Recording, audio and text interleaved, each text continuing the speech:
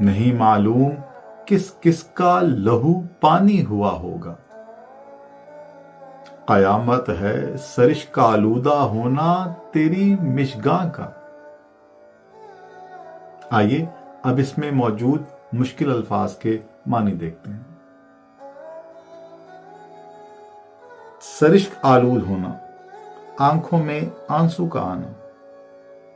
سرشک کا مطلب ہوتا ہے آنسو، مشگاں پلکیں، لہو پانی ہونا خون کے آنسو رونا۔ نہیں معلوم کس کس کا لہو پانی ہوا ہوگا۔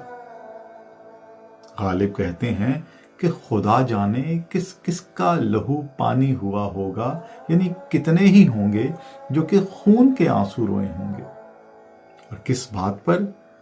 قیامت ہے سرشک آلودہ ہونا تیری مشگاں کا، کہ یہ جو تیری مشگاں ہیں، تیری پلکیں ہیں، ان پر آنسوؤں کے امڑ آنے پر، ان میں آنسو دیکھ کر نہیں معلوم کس کس کا لہو پانی ہوا ہوگا، کہ تمہارے عشاق جو ہیں تمہیں رنجیدہ دیکھ کر ان پر تو قیامت آ گئی ہوگی اور ان کا تو لہو پانی ہو گیا ہوگا، یعنی وہ خون کے آنسو روئے ہوں گے۔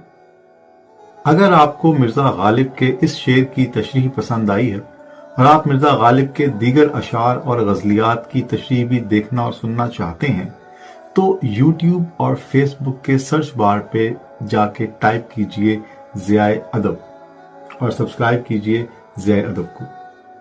تمام ویڈیوز آپ کو وہاں پر مل جائیں گے۔